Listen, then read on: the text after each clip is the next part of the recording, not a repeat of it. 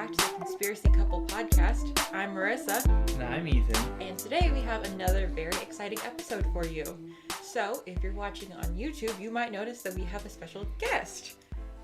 This is Baby Nova. So, if you know us, you know we have the conspiracy cat Domino. So, Nova is Domino's little sister. So now we have two conspiracy cats. Mm-hmm. So, basically, to tell the story of how we got Nova, we were at the pet store, looking at kittens. My friend who works at the winery, she's also a listener, so hey Bree, she called us and said, "What are you doing? Come down to the winery. Someone abandoned this cat here." Mm-hmm. So, I don't know why anyone would abandon a cat as cute as Nova, but... Or any cat. Or any cat. Every cat is cute, in my opinion. But, basically, now we have a very floppy, no-bones conspiracy cat baby named Nova. So, if you follow us on Instagram, you've seen pictures of her. You see that in pictures she definitely tends to kind of flop. And she looks very small compared to Domino. Well, Domino's big, so it makes sense. Domino is a big girl. So, there you have it. New conspiracy cat. Welcome to the family, Nova. She looks very content. Yeah, maybe she'll just hang out with us. I kind of want to put her down so I don't have to worry about her the whole time. But she's just chilling. So I don't know. I don't know either. I really don't know what the right thing to do in this situation is. Here. There you go. You can do whatever you want to do. So, now that that's out of the way, back to our normal housekeeping. Mm-hmm. Make sure you're following us on our socials, Instagram. If you're doing that, you already knew about Nova. That's right. So you should follow us. You should follow us because we post pictures of the conspiracy cats all the time. Mm-hmm. Because they're so flippin' cute. They are very cute. Instagram, Conspiracy Couple. Twitter, CC Podcast 22. Email's not a social media. It's in our Instagram bio, I think. Just email us. Yeah. And our YouTube is Conspiracy Couple Podcast. If you are watching us on YouTube, you have found us. Subscribe, like, post notifications, share. All those things. All those YouTube things that people say. I have now said them. You can comment. Politely, please. Anyways, so if you are a regular listener, we are a week late on this episode, and that's because we decided to take a week off for Thanksgiving. Yeah. So happy Thanksgiving. Belated happy Thanksgiving. We are very thankful for all of you for following along, listening to us, sharing us. We recently hit 6,000 downloads, and I'm kind of still surprised every time I see that we get people listening to our stuff. I don't know why, because we're a year and a half in. But thank you so much. We're super thankful for you. And I think that's all I have. And a few people shared with us and then on their social medias that we were in their Spotify Wrapped. Yeah. Thank you so much for doing that. If we are in your Spotify Wrapped, you should share that and tag us, and we will repost it. Because that's really cool to see. It's super encouraging to us if you do listen on Spotify. So you should totally do that. Yeah, that's really fun when people are like, "Oh my gosh, you're on my Spotify Wrapped too." I'm like, "Oh, seriously?" It's very encouraging. Seriously, it was really exciting. So maybe one day we'll stop being surprised. Yeah. That we have people who listen. Yeah. But maybe not. Today's not that day. Nope, not today. Today is not that day. So we are just gonna go ahead and dive right in to our main topic of the day, and this topic is one that is close to me geographically. Not currently, but in the past it was close to me geographically. And that is Kurt Cobain. You're talking so quiet. Oh, sorry. And that is Kurt Cobain. This is ASMR. Yeah, it's supposed to speak up. Kurt Cobain. Kurt Cobain, the man. The man? The man. The myth. That's what he's... Oh. The legend. You just said the man, though. I was like, is that what he's called? I was going to say the man, the myth, the legend, but then I was like... I think he's just a man. I don't know if he's a myth or a legend. He's a legend. I mean, we've talked about Bigfoot and Loch Ness Monster on this podcast, and I feel like they fit into myth and legend. He's a legend. He's not a myth. Okay. Anyways, moving along. So I do want to throw in a trigger warning before we get started. So if you know anything about Kurt Cobain and his life, you will know that there's a lot of very sensitive and tragic pieces of that. So we're going to be discussing things like mental illness, substance abuse, domestic violence, and suicide. So if any of those things are going to be triggering for you, of course, we want you to prioritize your mental health first and foremost. And we are going to do our best to be really sensitive about those topics because they're very serious to us. So they're serious to everyone. They should be serious to everyone. They are serious to everyone. Whether you take them seriously is another thing, but they are serious topics. Oh, that's good. That's very good. So with that out of the way, I always like to just be really upfront with people. I think it's kind of annoying when people like throw things in and you're like, oh, okay, that was kind of a big deal. Hi. No, I was trying to climb on my lap. So today we are going to be talking about Kurt Cobain's life and his tragic death at the age of 27, and kind of some of the theories surrounding that. No way. Did she start scratching the carpet? Okay. Yeah, we need to get her a download scratcher. We're going to see how this goes with a kitten running around in the background. She was sleepy up until the point in which I brought her in. No, here. she was like out. Yeah. Like out. I should have kept holding her. Yeah, maybe you should have. Oh well. You know what? I'll put her food down there. That's just the conspiracy family. Just, really encapsulated. Let's just get into it. Okay. Ethan, do you know anything about any theories surrounding Kurt Cobain? Nope. No, okay. Well, that was brief. So I'm going to just go into why this topic was something that was really interesting to me. I feel like, sorry to interrupt, but I feel like I'm probably going to get a lot of shade from my fellow Washingtonians. I really don't know anything about Kurt Cobain. Okay, well, you're going to learn a lot about him today. Yeah. So I actually, for one, he was from Washington. Ethan and I are both from Washington. I specifically grew up in the Seattle area, and Kurt Cobain lived in Seattle towards the end of his life. Well, yeah, because he was famous, and if you're famous living in Washington, why would you live anywhere but Seattle? Why would you live anywhere else? There's nowhere else. Rent is really high. Yeah, but it rains all the time. But they're rich. That's true. So one, I always knew about Kurt Cobain because I'm from Washington, and I also grew up listening to his music. So my dad was like really into punk music, was really into rock, metal. My mom was also into punk music. And so my sister and I listened to a lot of, grungy kind of punk music, and that was really something that my dad listened to a lot, was Nirvana, and then Foo Fighters, which is the band that one of the members of Nirvana formed. And so my sister and I were also like loners in school, and so the music of that grungy punky scene kind of spoke to us in a way that I think a lot of people can relate to. And I was always like a big fan of the band Nirvana, even though he passed before I was born.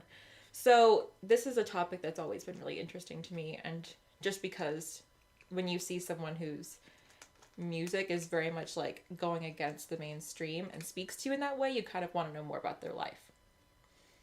So we're going to get into the history, a backstory into how did Kurt become Kurt Cobain, and then we're going to talk about his death.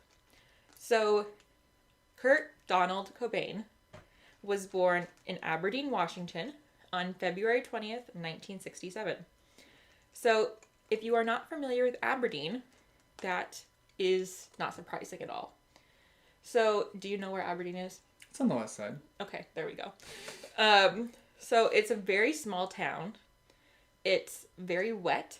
So Washington, or the west side of Washington, in and of itself is like very rainy and very wet. Aberdeen is like more so than that. It's a very forested area. It rains all the time, and it was originally a logging town. So now pretty much his only claim to fame is that Kurt Cobain was from Aberdeen. That's a pretty good one, though. Yeah. And I think Cage the Elephant had a song called Aberdeen. I can't remember. You probably don't even know. Nope. Because that's definitely my style of music, is like that kind of stuff. So think of like, I think it's like, looks kind of similar to what Forks is depicted as in Twilight. Okay, that's Forks crossed my mind when you were describing Aberdeen, but I didn't want to bring it up. Yeah, like I've driven to, I was like, I'm gonna go visit Aberdeen. My parents were like, why? I'm like, that's where Kurt Cobain's from. They're like, there's nothing there. So it kind of is like Forks is depicted as. So that's where he was born. He had a younger sister who was born in 1971, but unfortunately his parents divorced when he was still a young child. And when the divorce happened, Kurt went to go live with his dad while his sister stayed with his mom. But in high school, he moved back in with his mom. And it was at this time in high school that he started developing his artistic talents. And he was really into drawing, he was into music, and he had always kind of had these inclinations. But high school was when he kind of started making them happen. And he became friends with a member of a local punk band named Buzz Osborne. And that's kind of when he came into the music scene, the punk music scene specifically. But at this time, however, he was also getting into drinking and drugs. And that was partially due to his poor relationship with his mom and his stepdad. So in the mid-'80s, he left his mom's house and started traveling around and living with friends or sleeping out on the street. One of the sources I read said he kind of lived a nomadic lifestyle. And he formed his first band in 1985, which was called Fecal Matter. And I'm sure you haven't heard of them because nothing really came of them. And they split up. So 1987 is when the band that would later become Nirvana is formed. So they went through a number of different name changes before settling on Nirvana. And the band was comprised of Kurt Cobain, bassist Chris Novoselic, and drummer Aaron Burkhardt. So Burkhardt was replaced by a man named Chad Channing. Channing was replaced by Dave Grohl. So if you probably know his name, he's the lead singer of the Foo Fighters. So in 1989, their first album was released, and in 1991, they signed with a record label and released their album Nevermind, which was a huge hit and contained the grunge anthem Smells Like Teen Spirit. One of the best songs, in my opinion. Okay. Such a good song. Around this time is also when he met Courtney Love, who would later become his wife. So we're going to talk, remember the name Courtney Love, we're going to talk about her a lot. So with the band's popularity growing, Cobain was facing some internal struggles. So his whole premise of starting this band and his whole life was really about kind of going against the mainstream, going against the norm. And he didn't want to see himself become as famous as he was. And that kind of was really mentally hard on him. And he didn't really want to be a punk icon. Like, he just wanted to be Kurt Cobain in Nirvana. You know, he didn't really want the influence. So he also dealt with chronic health issues, including specifically stomach issues. And he started using heroin to deal with these issues. So Not ideal.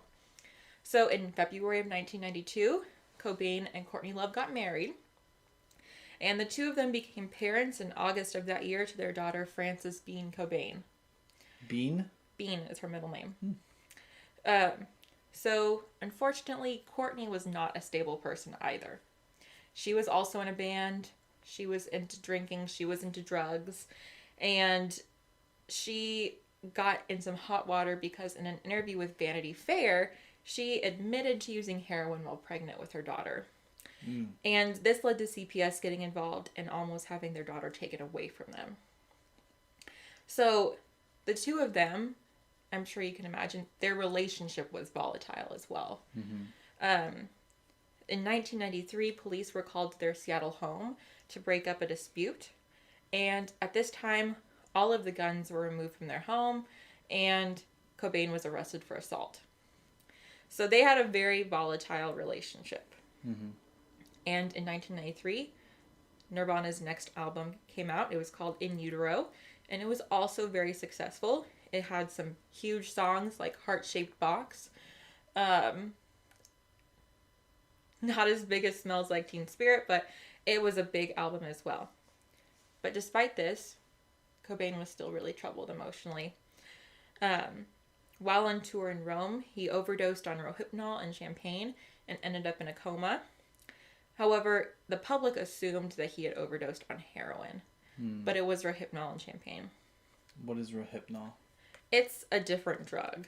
Let me look it up. I don't know exactly what it is. Rohypnol. It's a benzodiazepine. That means less to me. Sorry. Than Rohypnol did. Basically, what does it do? Facts. Rohypnol facts. So it's a depressant. It's a depressant that's 10 times more potent than Valium. Do you know what Valium is? Let's just move on. Let's just move on. Ethan doesn't know medicine. You guys can Google it. I feel like a lot of people know what Rohypnol is. If you don't, leave a comment. You don't. Leave a comment in the YouTube video if you don't know what Rohypnol is. Anyways, back to the serious subject matter. So he has that overdose in Rome. He ends up in a coma, but he comes out of it. And in 1994, he had another overdose on medications, and he locked himself in the closet. So Love called the authorities, who came to the house, determined that he wasn't a suicide risk, and basically left, which doesn't make sense to me. So he overdosed, locked himself in the closet. She called the police because she was worried about him. Yes. They're like, "No, he's fine." And then basically they were like, "Oh, it's like a domestic thing again." But after this, he went to a rehab facility in California. So he checks into a rehab facility in California. However, he ran away from the facility just a couple days after arriving there. So after this happened, his wife hired a private investigator to figure out where he went. So, remember this fact. When he checks into the rehab center and leaves, Courtney Love hires a private investigator. Okay. That is going to be very important. Okay. So, comes to find out he is back in Seattle. And he refused to go back to Los Angeles. So, this happens about a day or two prior to his death. Oh. Yes. So, with all of that background information in mind, we arrive at April 5th, 1994, which is the date of his death and when his body was discovered. So, his body was found in the greenhouse in his home in Seattle by an electrician who was going into the house to install a new security system. So it was discovered that he had convinced one of his friends to purchase a gun for him, claiming that he required personal safety, even though he had spoken in the past about being against guns. And on the day of his death, he also took an extremely high level of both Valium and heroin, which we will get into more later. Okay. He also wrote a suicide note. So investigators come on the scene, and they immediately rule the death a suicide by self-inflicted gunshot wound. However, at the time, there was a pretty big group of people who believed that he did not kill himself, but that he was murdered, specifically by his wife, Courtney Love. Well. So, private investigators over the years have been very convinced of this theory, and there have been documentaries and books. And I'm going to go into one of the documentaries. Cobain's grandfather, Leland, also is convinced that he was murdered. And the private investigator that Courtney Love hired, Tom Grant, is actually the main champion of the theory that he was murdered. Wow. So basically, she hires him to find her husband, and he comes back and says, "You killed your husband." So, well, all right. Okay. So he says that she was really elusive from like the get-go. Like she was sketchy from the beginning. He was like, I'm getting major red flags right off the start. So we're going to go into like specifically him in a little bit, but I'm going to kind of just do an overview. So, some of the evidence.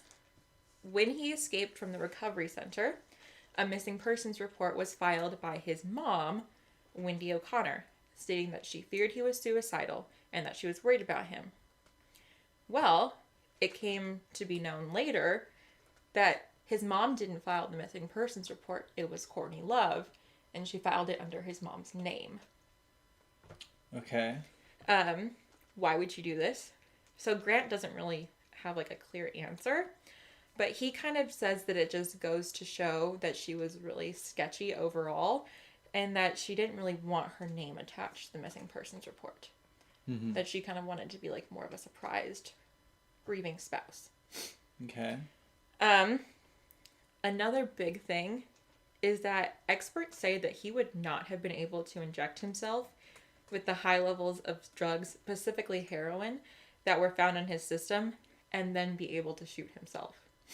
That, like I said, there was a huge amount of heroin found in his system, like multiple times over the lethal limit.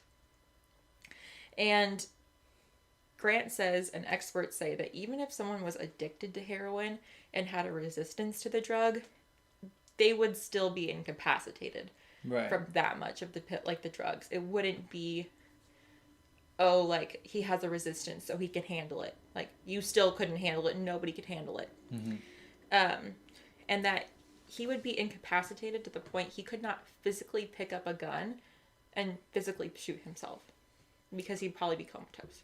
Uh-huh. The suicide note is kind of like split in two sections. So the first section talks about how he wants to leave the music industry. How he doesn't want to be, the lead singer of Nirvana anymore. He wants to live a more quiet life and deal with his own personal demons. But the second half goes into like the typical tell my wife that I love her, tell my daughter that I love her, that kind of a thing. And Grant says it's just very disjointed. And he thinks that the second half was actually written by someone else.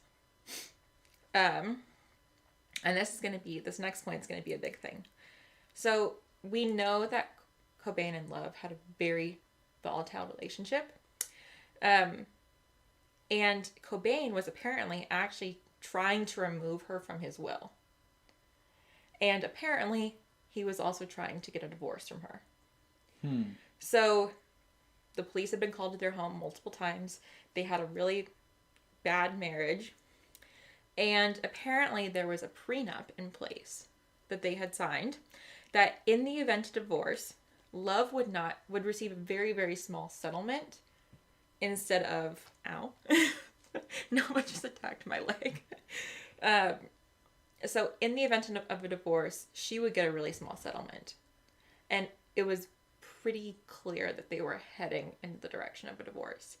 In the days leading up to his death, apparently Courtney Love had called and said she wanted the meanest, nastiest divorce attorney she could get so that she could, rake him for all that she could get.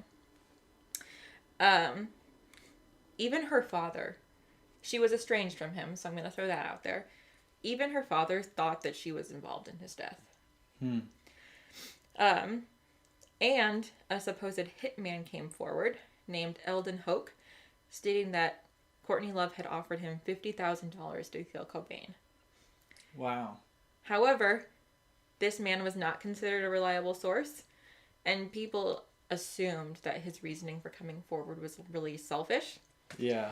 But it is very interesting to note that just a few short days after he came forward with this, he died after being run over by a train. Okay. So there's that. And people think that overall the police department closed the investigation way too soon. That they didn't do a thorough evaluation, especially considering his level of notoriety. Which kind of reminds me of the Marilyn Monroe case. Yeah, I mean, I kind of get that, but at the same time, I get wanting to close that case quickly, for this very same reason, like, because with the notoriety, you're like, you don't want to drag it out, like, you want to know right away. Yeah. And I can see why they ruled it that quickly. Yeah. So Grant also believes that the incident in Rome, the overdose in Rome, was not Cobain, but that Courtney Love crushed up medication and put it in his champagne. But then the question is, she's the one who called 911. Why would she call 911?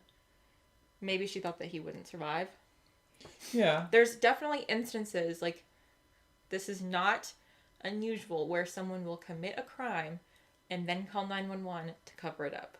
Right, because then they think, oh, I called. They're never going to suspect. They're not going to suspect me. Because if I did it, then I wouldn't call 911. Yeah, exactly. But he ended up in a coma, so I mean, you do see a lot of people who are in comas and not come out of comas. It's true. So, yeah. So that's just kind of like the overview. And now we're going to go more specific. Okay. So the movie I talked about is called Soaked in Bleach. And it really details Tom Grant's investigation into this case. And it's told from his perspective. He interviews a ton of experts. It's available on YouTube and it's free.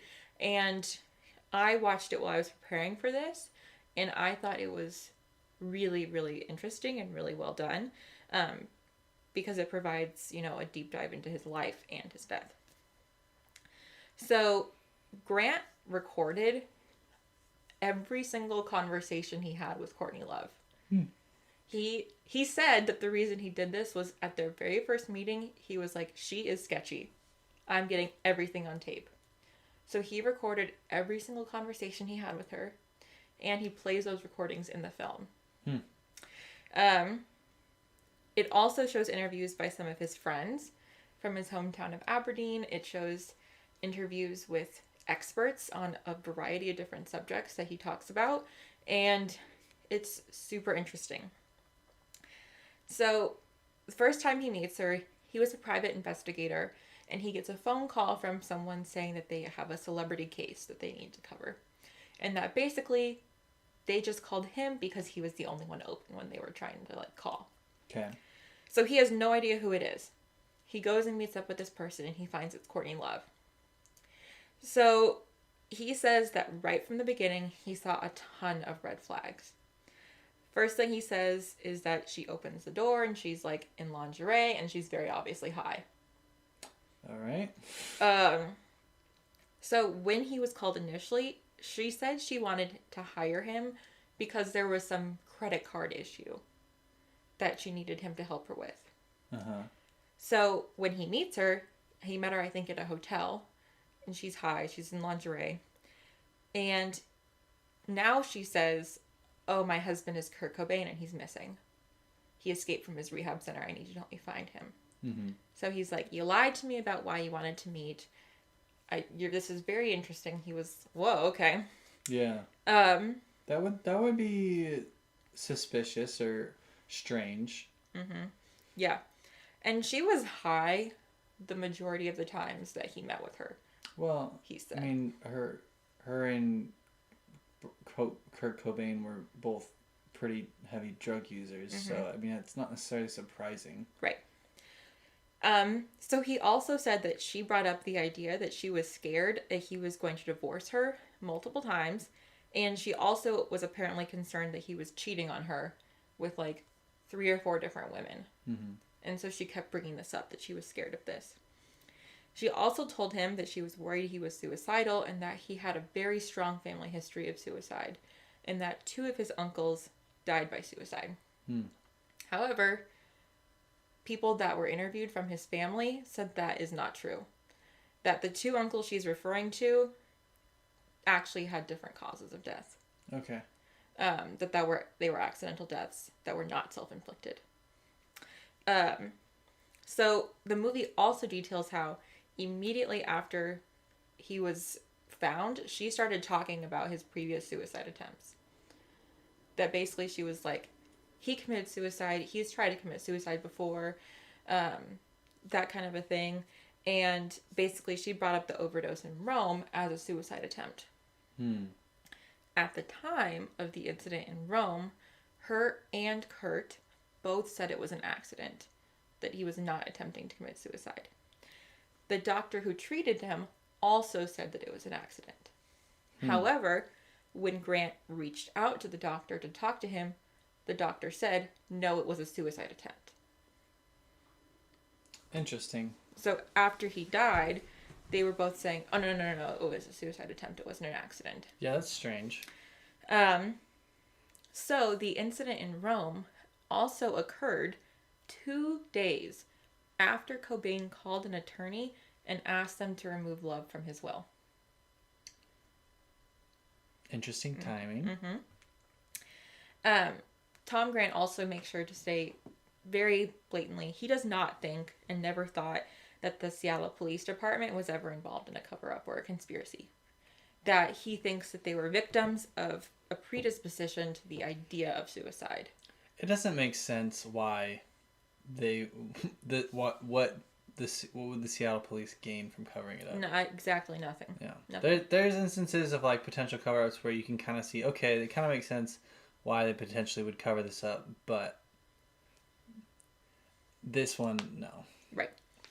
So now we're going to go into the investigation and some inconsistencies in the investigation. So there was a report somewhere that he had barricaded himself in the greenhouse by locking the door and pushing a stool up against the door. So when the police came to the house, that wasn't...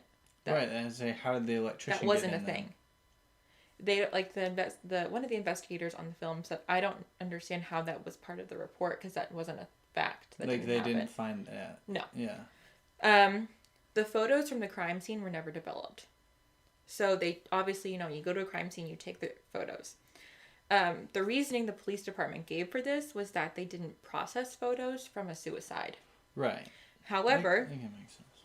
They had a detective that was from New York City on the film, and he said that's very unusual that even if it would be ruled a suicide, they would always develop the photos, especially in a case like this. Mm-hmm. My thinking was, well, maybe there's like jurisdictional differences, New York versus New York and Seattle, but it was still strange. Yeah. So the photos have since been developed, and some have been released to the public, but apparently they haven't been able to be examined by independent investigators like Tom Grant. So Grant states that because the SPD, Seattle Police Department, and the medical examiner said it looked like a suicide, they ruled it as a suicide and didn't do a thorough investigation. And there's this one still in the movie that details all of the things that happened as a result of the suicide ruling that resulted in an incomplete investigation. So just listen.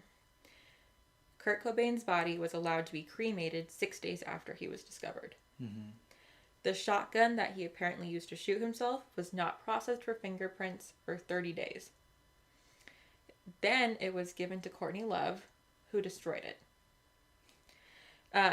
The crime scene, the greenhouse, was torn down and destroyed. So all of these things are a pretty big deal. Yeah. We have one, I mean, if he has the autopsy, of course. However, to not even bury them, then you can't embalm, like you can't do another investigation later. Well, if they close the investigation, Then the family wanted him. If the family wanted him, that's that's just more of them closing the investigation too fast. But yeah, that is interesting. That it's like all of this evidence was destroyed before they did a proper investigation, which is like this is why you have to do the investigation right. Like you do it quickly, but you do it right because then you don't have questions like this. Right. Because then you're like, well, what about fingerprints? Like, were there any other fingerprints on the gun? And we're like, well, we didn't check it properly, and now it's destroyed, so we can't. Mm-hmm. Yeah. Like I said, they gave it back to Courtney Love, and she melted it down. Yeah. Which part of me is like, that makes sense. If you're like, if you are dealing with this trauma, that you would not want a reminder. You don't want the weapon that your significant other used. But if you're looking at it from the lens of she's a suspect, you're like, oh, that's quite convenient. So you're looking at, I can see it from both sides. I'm not, that to me isn't the most suspicious thing. Yeah. Like, I didn't understand why that would happen. Yeah. So the media, of course, did not help. Does the media ever help? Not usually. But they actively contributed to a number of false ideas that were dispelled about the case. So this is just like a minor one that the movie points out, but it kind of goes to show, you know, if they got this small thing wrong, what else are they getting wrong? Mm-hmm. So this is what actually happened. Police officer arrives at the scene. They find Kurt Cobain's body. They find his wallet on the ground next to him. The officer opens his wallet, takes out his driver's license, puts it on top of the wallet, and takes a photo of the crime scene. The media said Kurt Cobain left his wallet out, left the driver's license on top of it, so when the police came, they would be able to identify his body. When the actual the actual timeline of events did not happen that way. Right. Okay. So that's just like a very small thing, but you're like, that kind of can go. Well, if they get one, like I always think, if you lie about small things, you're more likely to lie about big things too. I guess, yeah. Okay, so the toxicology report. We talked about this. There was 70 times the amount of heroin in his blood that would be considered lethal. That's a huge amount. Right. And according to experts in the film, it would be physically impossible for him to be able to pick up a weapon and shoot himself. Because people think, oh, well, you know, drugs take a while to be metabolized in the body. If it's going into your bloodstream, it doesn't take that long. Mm-hmm. It takes like 2 minutes. Few seconds. Yeah, a few seconds. It goes straight into your bloodstream. And there's not a single known instance where a person with that much heroin in their system could function at all. Like, there is no known instance. Also, there are apparently no known instances of people who injected themselves with that much heroin and went on to commit suicide. So it's just like, physically, that's an impossibility. Mm-hmm. And apparently the autopsy report was not made public, which the film says it should have been under the Freedom of Information Act. Mm-hmm. Another logistical thing was the shotgun shell. So when you shoot a gun, the shell comes off. Mm-hmm. And it was found on the opposite side of where it should have been based on the position of the body and the position of the gun. So when a person dies, sometimes their body will stiffen up in what their position was at the exact moment of death. So at that exact moment of death, the gun was kind of upside down. So apparently it would have been anatomically impossible for the shell to be in that location and the gun to be in the position it was found in.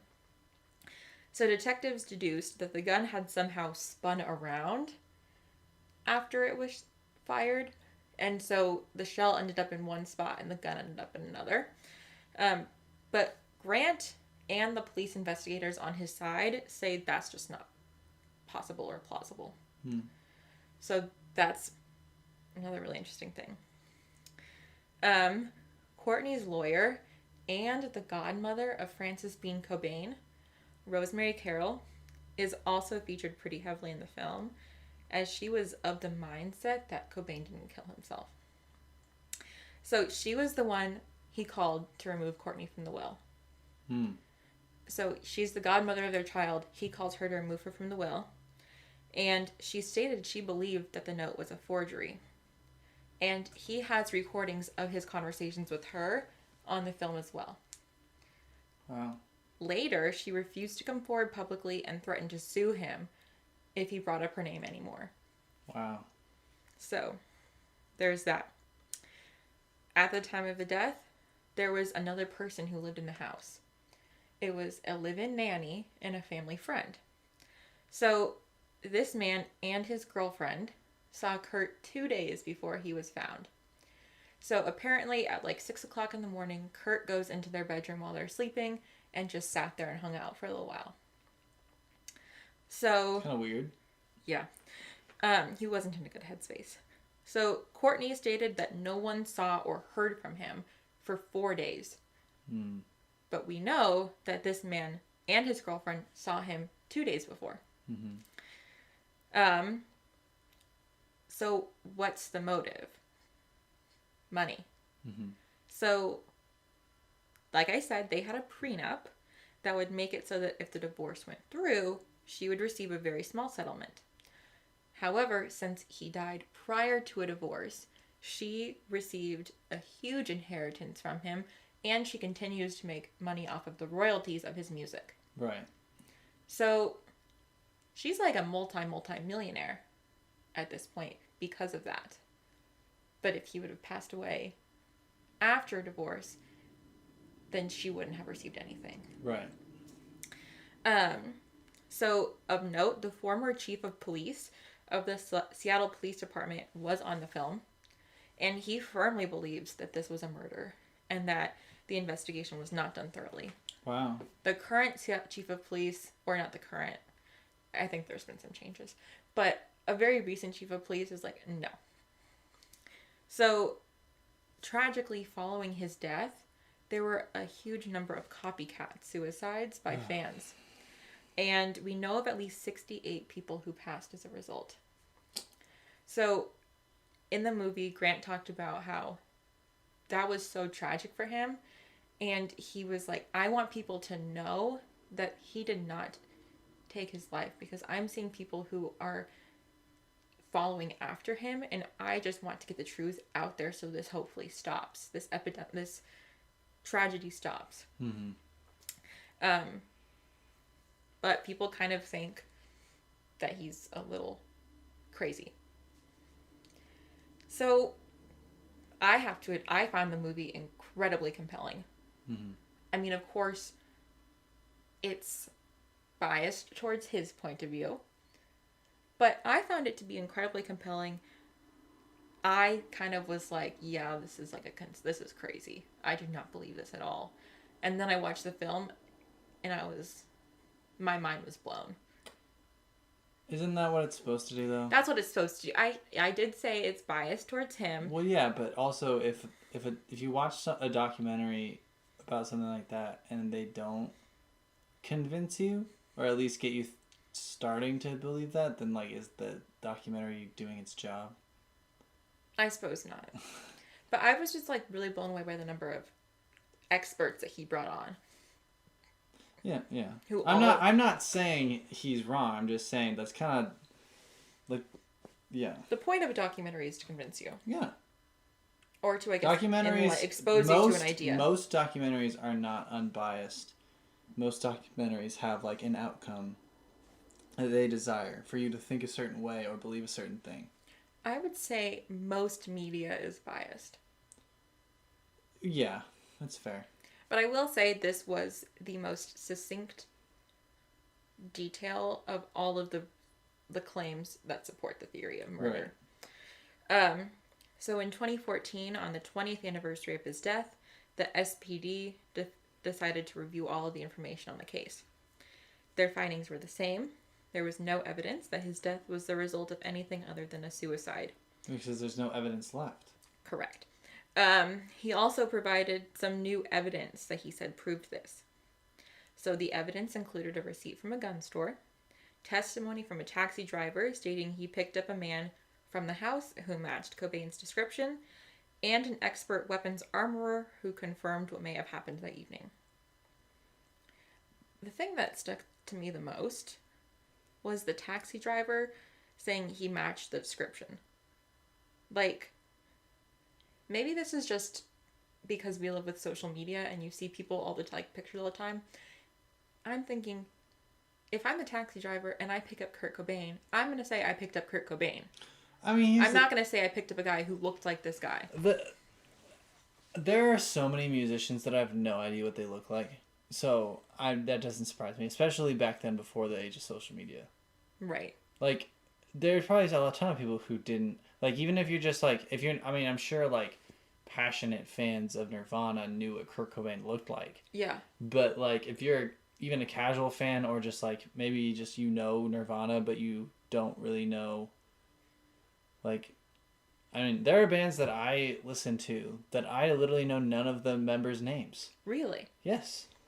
That is so interesting. I mean, that's because I don't care about them enough. I think for me, But my like point, bands that I yeah. love, Well, I know every single member's name. you know the I name know of what they look everything. like. You know I everyone's go name. into their, I research them. I know what they look like. I could pick out any of them on the street. Like, if I'm walking down the street and I see one of the members of Black Veil Brides, I'm gonna recognize them. I feel like I'm trying to think of a band that I listen to. That I don't. I can't think of any bands. I would also recognize. I mean, granted, it's 2021, about to be 2022, but let's just say that the timeline doesn't matter. In high school, I would have recognized any member of Nirvana if I saw them on the street. Especially Kurt Cobain. I wouldn't. But that's different. Anyway, but my point being, if the taxi driver wasn't like an avid Nirvana fan, then I could understand why he might not know what Kurt Cobain looks like. Like they show him a picture and he's like, oh yeah, he looked like that. Like, yeah, he might not have known he was picking up Kurt Cobain. It's entirely possible. Yeah, I guess that's fair. Because I think the thing about like celebrities always being like recognized, it wasn't as much of a thing back then. Yeah. Like there were like tabloids and stuff like that, but not everybody consumed that media. Right. And now like social media, I mean still, and that's why my point is like still, even with social media, there are some celebrities or some people who like a lot of people wouldn't know what they look like. Mm-hmm. So. And I think bands, there is, I mean, this is like not me because obviously I know everything about bands that I listen to, but I feel like there's some anonymity like based on being in a band versus being an artist. Well, yeah, I mean that's because like Beyonce is Beyonce. Well, and that's my thing is like the artists I listen to, a lot of them I know what they look like. Some of them I don't. It kind of depends. Some of it depends on if they put their face on their like album art. That's the only way. Because then I know what they look like. Because then I see them. You know, or like, because I don't really watch music videos anymore. I don't really pay attention to like celebrities and stuff like that. Like, there's a very few that I do. Mm-hmm. I legitimately can't think of a band that I listen to though. What are bands I listen to? Do I listen to any bands? Do I listen to any bands? You do. I'm trying to think. You don't listen to 21 Pilots that much anymore. But I know what they look like. I know what the two of them look like. Tiny Gang. That's different. They're a band. But I knew who they were before I listened to any I'm trying to think music. of bands. They're also like kind of not really a band. They're a band. Kind of.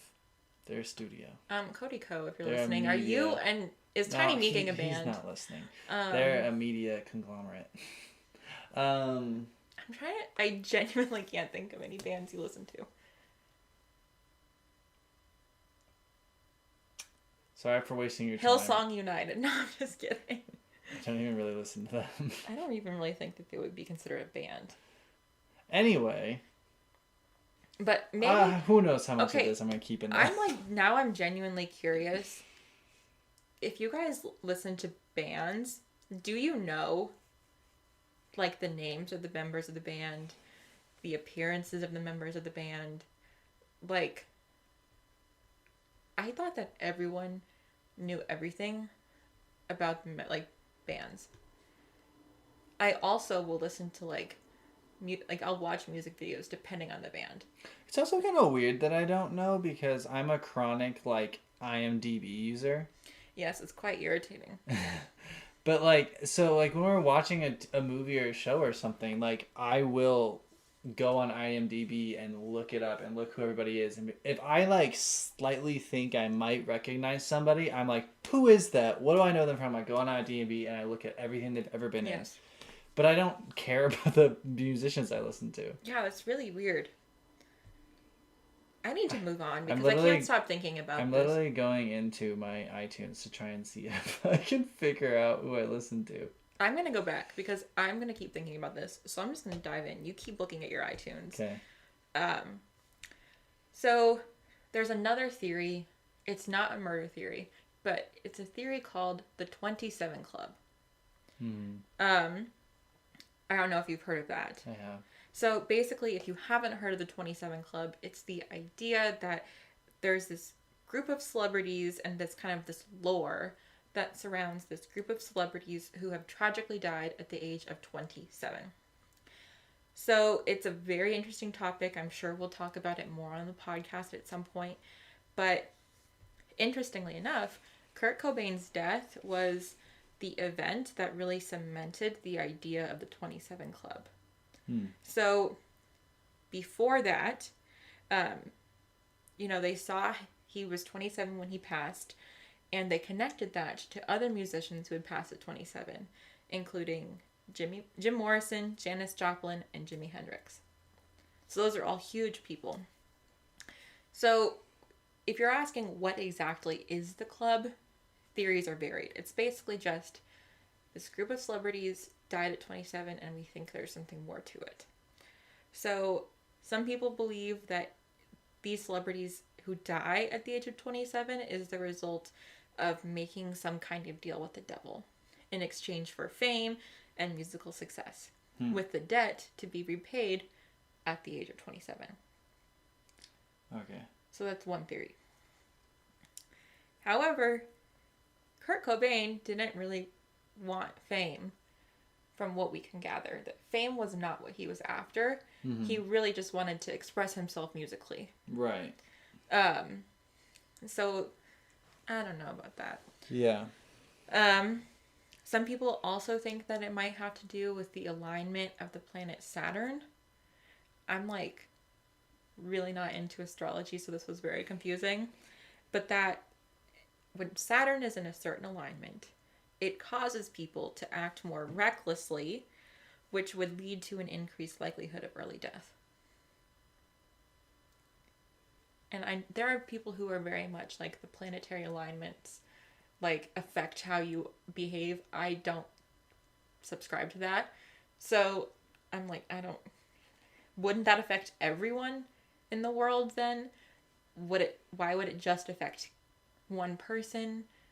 Why, wouldn't it? Well, if it's a higher likelihood. But wouldn't you see, I don't know. More Let's just move tragic, on from that. Wouldn't you see more accidents happening I have nothing in the general population if it was a planetary alignment thing? I have nothing to say. That's my thought. I have nothing to say. Okay, thank you for that. We get it. So I don't want to make people upset that subscribe to that kind of thought. If you subscribe to that, we do not, and more power to you. Okay. I don't understand it. No, that's fine. So I'm not going to go into all the ins and outs, but those are the two main things: deal with the devil or planetary alignment. So that's okay. The thing with the deal with the devil, why 27? That's so little to actually have any fame. And so if you're your deal with the devil is oh yeah, I'll make you super famous, but you'll die at 27. So you're okay, so you have 5 years. Yeah. I don't know. And I'm just I'm trying to think of numerology, because I know a lot of numerology is quite significant in that kind of thing. To my knowledge, 0 significance with the number 27. Right, I would think it'd be something with a 6. Well, yeah. But that's the presiding theory about the 27 Club. All right, well. So, I just think, in regards to 27 Club, we'll probably do another episode about it. But a lot of times, celebrities are people who have really, they have a difficult upbringing. They live really hard, really fast, and they have all this money and attention, and a lot of times they don't know how to handle it, and they live in ways that a lot of normal people either live in but don't get recognized because they're not famous. Well, and quite frankly, heavy drug use is heavily linked to shorter lifespan. Correct. It's just how it's what happens. Right. So I had to bring up the 27 Club because it was the thing that people were oh my gosh, this is a thing. And of course, some people think that he's still alive. And that his death was faked so he could escape the music industry. So this really all hinges on lookalikes. So first of all, we all know that everyone has a doppelganger. Yeah. So someone in the world looks exactly like you. No, not exactly. Not exactly, but quite pretty similar. Close, yeah. And they could pass for you. So, like for me, my doppelganger is my mom. That's not how that works. That's not how that Marissa. works. That doesn't count as a doppelganger. Well, you have the same genetics. Not 100%. Yeah, but But everyone has someone that could pass for you if someone else saw you. And I'm not being like rude or like weird when I say this. Kurt Cobain is a pretty regular looking person.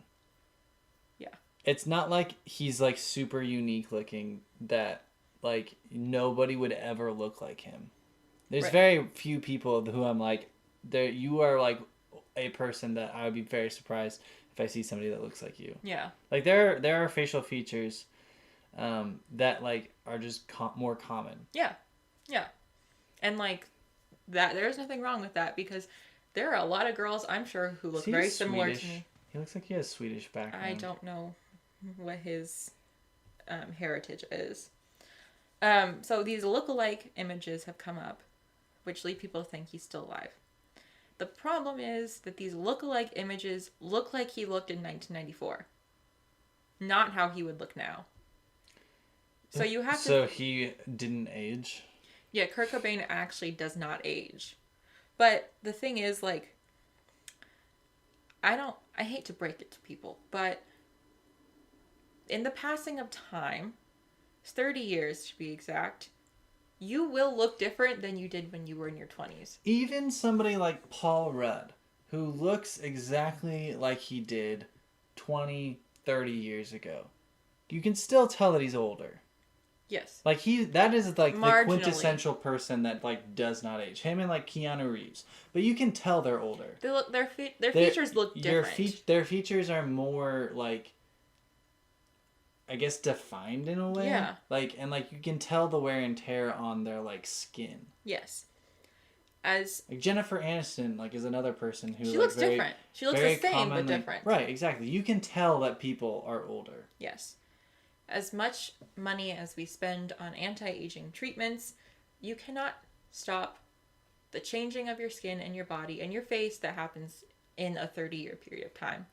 So, especially when you find that people who have, drug use early in their life, even if they stop, they will look older faster.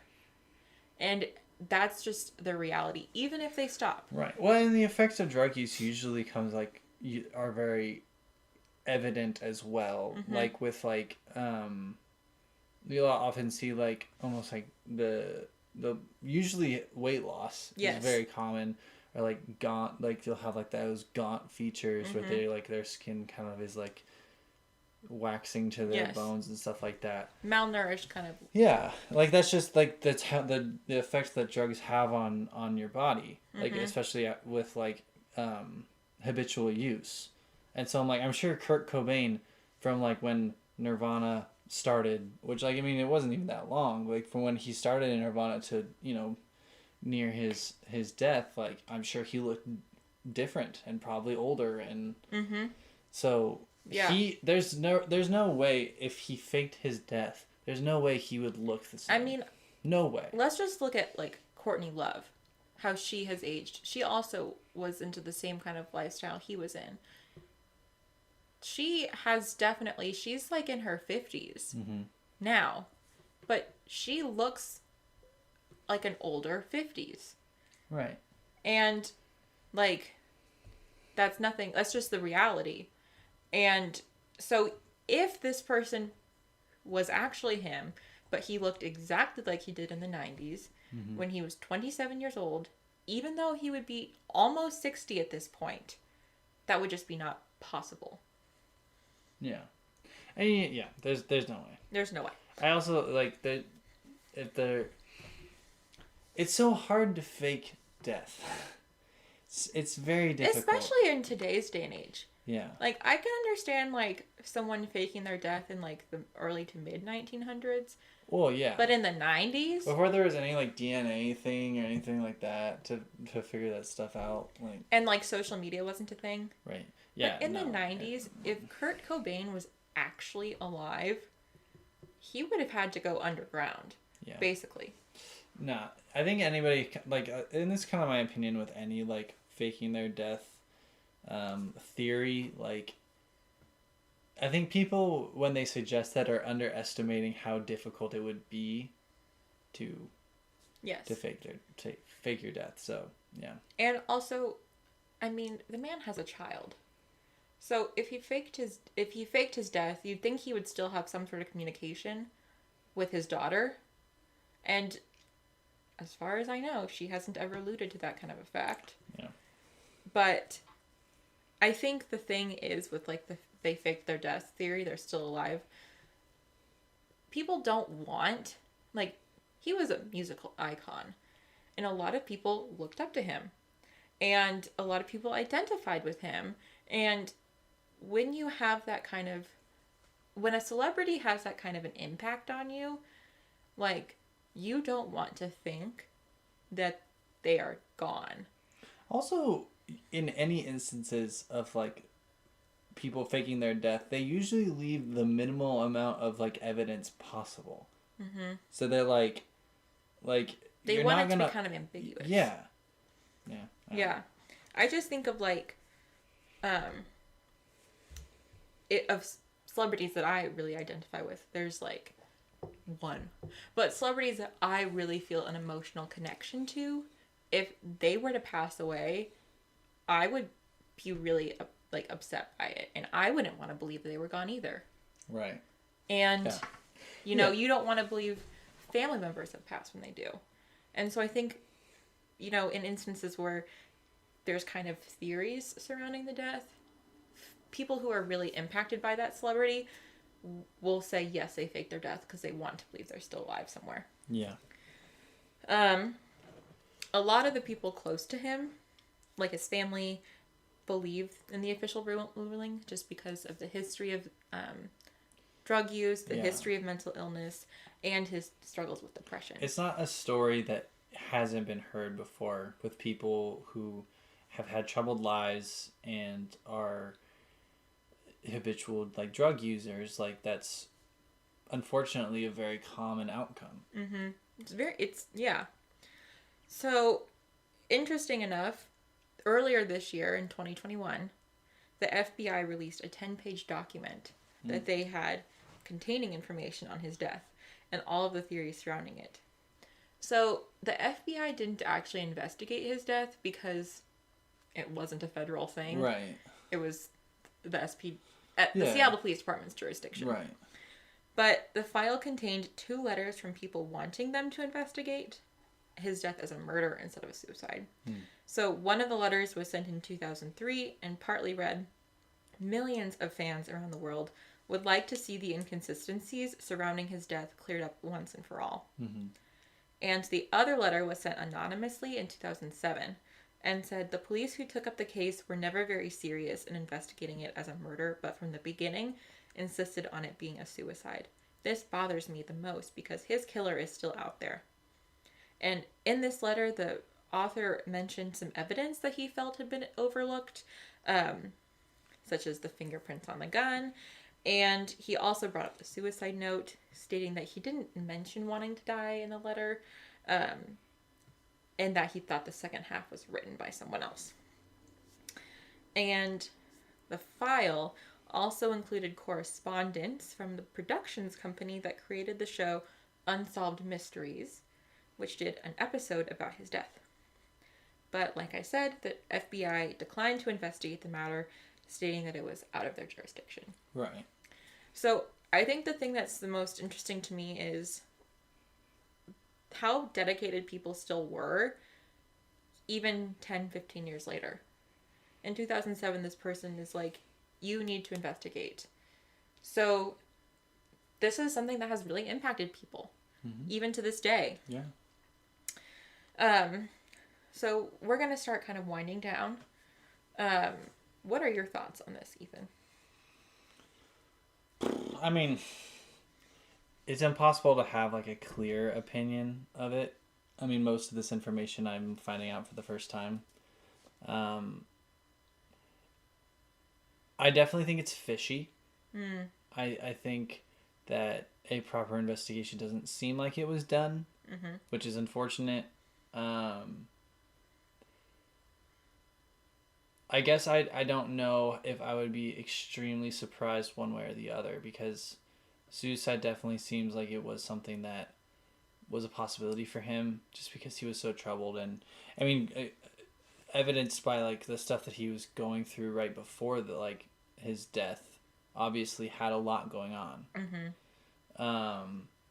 But at the same time, like, Courtney Love specifically does seem pretty suspicious, and seems like she was on the verge of losing a lot, but didn't because he died. Yeah. And it kind of is weird, like, it is strange timing that, I mean, I guess, I don't know, because suicide doesn't necessarily ever make sense, and people have to be driven to a very low place to get there.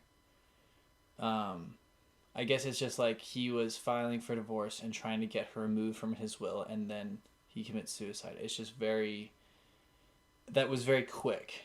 Mm-hmm. From going for filing for beginning to wanting file for divorce, calling your lawyer and saying remove my wife from my will, and then you said it was 2 days later.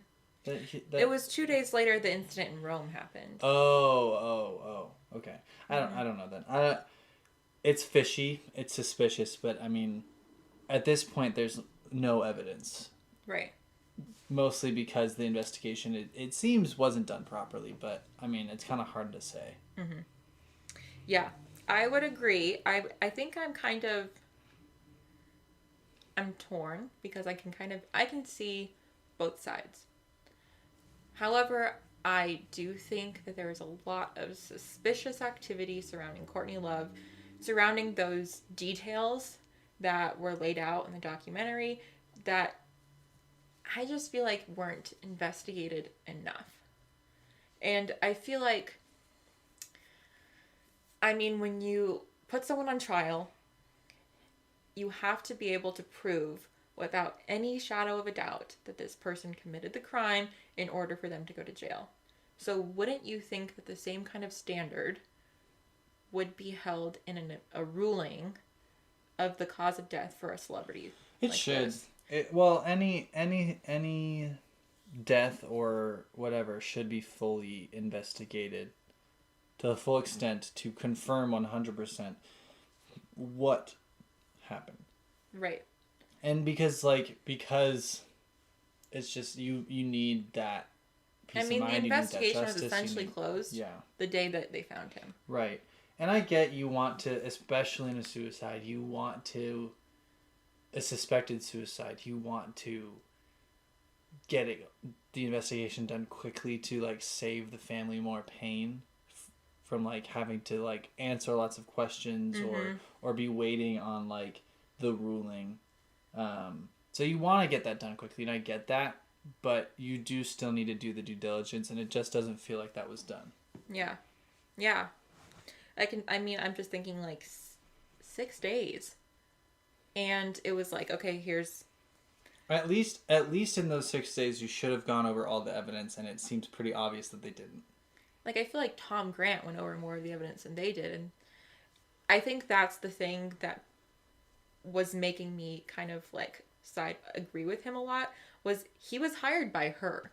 Right. Like, he wasn't like some fanatical... If anyone's going to have any bias one way, it was going to be him, and he would have been biased. Like, she's the one paying him. Right. And he basically was like, I'm not going to take any more of your money because I'm saying you killed your husband. Yeah. But, I mean, he was not like a huge super fan. He was hired by her, and he was like, I'm suspicious right from the get. Yeah. So I think, regardless, it's a tragedy. Oh, yeah. I think that his past definitely muddied the investigation, which is a very difficult and unfortunate place. It's difficult. That's the other thing, is it's difficult because obviously, it's when you're dealing with somebody who has such a troubled past and has a lot of mental health issues, like, that suicide obviously is something that you think about. when their death comes around. But at the same time, if somebody knows that, then that's the perfect way to try and cover up a murder. But yeah, it's the bottom line is we won't ever know unless for some reason Courtney Love confesses or someone else confesses, I guess. But ultimately, we won't know, and it's very sad. I think the after effects was the thing that that hit me the most. Yeah, that I didn't know about that. That is really, really sad. Yeah, that broke my heart when I was hearing about that on the film. We want to know what you guys think about this theory. We hope that we handled these difficult topics in a way that was respectful, and took them seriously as they should have been taken seriously. So we want to know about your thoughts on this. We hope that you will treat your thoughts with the same kind of sensitivity and respect the subject matter warrants. Do you think that he was murdered? Do you think that the investigation wasn't, I guess, thorough enough? It's definitely a very tragic subject. I didn't realize how tragic it was until I was diving into the research. But, of note, Kurt Cobain and Nirvana still continue to impact people. I was impacted and I wasn't even alive at the same time as him. So we just want to know what you guys think, and we thank you so much for listening, and we will be back in 2 weeks. Bye. Bye.